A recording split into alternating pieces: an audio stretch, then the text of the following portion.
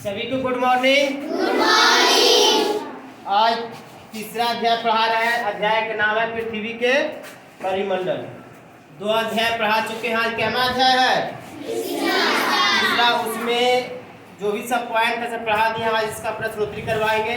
ठीक है। तो बताए थे कि महासागर क्या को है?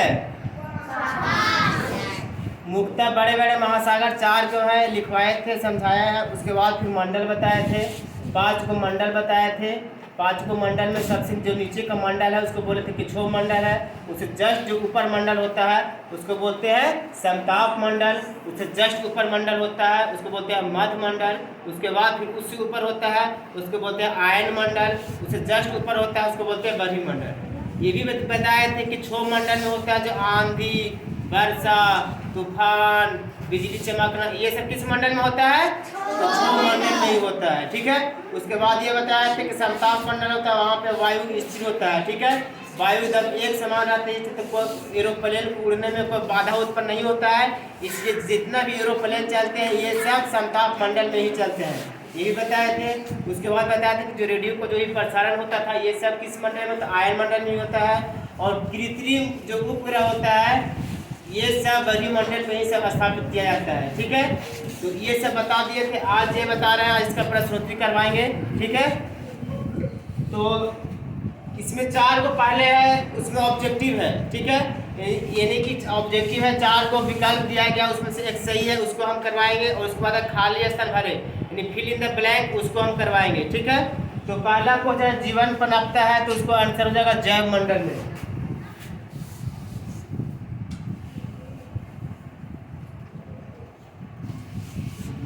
जीवन पनपता है तो जैव मंडल में। दूसरा क्वेश्चन है अंतरिक्ष में जाने वाले पहले भारतीय का नाम क्या था? इसका आंसर हो जाएगा राकेश शर्मा।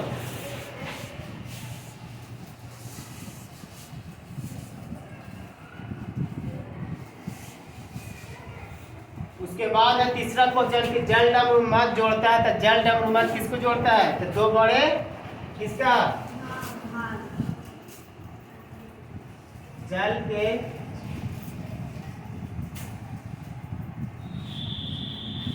दो बड़े भागों को जोड़ता है। जल के दो बड़े भागों को जोड़ता है उसको बोलते हैं जल डमरू मत। ठीक है। उसके बाद है समताप मंडल होता है तो समताप मंडल होता है तो वायुमंडल में होता है। ऑप्शन के अनुसार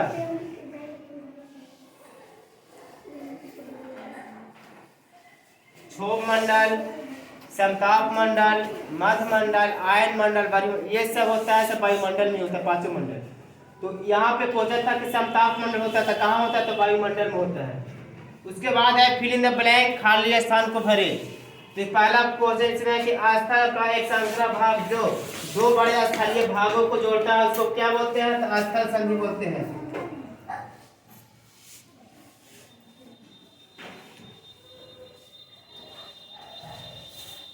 स्थल के एक संकरा भाग जो दो बड़े भाग स्थलीय भागों को जोड़ता है उसको बोलते हैं स्थल संधि बोलते हैं। ठीक है। उसके बाद अगला क्वेश्चन है कि पानी का संकरा भाग जो दो बड़े जलराशियों को जोड़ता है उसको क्या बोलते हैं? उसको बोलते हैं जल डमरू मत।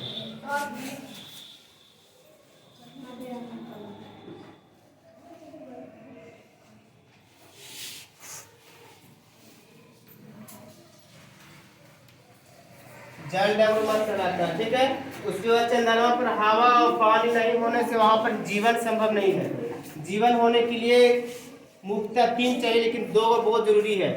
सबसे पहले हवा, उसके बाद पानी, उसके बाद भोजन। लेकिन भोजन नहीं भी रहेगा तो हम लोग कुछ घंटा कुछ दिन तक जीवित रह सकते हैं। लेकिन हवा के बगैर हम लोग 1 मिनट 2 मिनट भी जीवित रह सकते हैं? नहीं रह सकते हैं। पानी के बगैर कुछ घंटा तक जीवित रह सकते हैं, 1 दिन तक जीवित रह सकते हैं। लेकिन हवा के बगैर हम लोग जीवन क्या संभव है? नहीं संभव है। इसलिए चंद्रमा पर हवा और पानी नहीं होने के कारण वहां पर जीवन संभव नहीं है।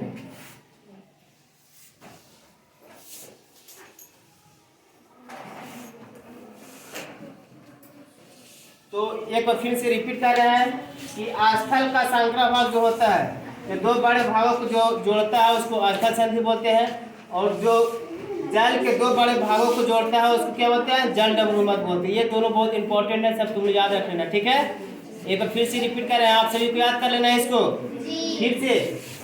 जल के दो बड़े भागों को जोड़ता है उसको क्या बोलते हैं?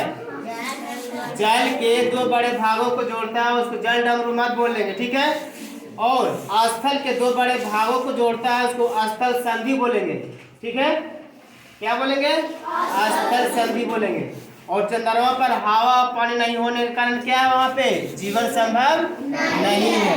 इसी के साथ चैप्टर क्या हुआ? समाप्त हो गया। बाकी फिर नेक्स्ट चैप्टर में मिलते हैं, तब तक के लिए बाय बाय।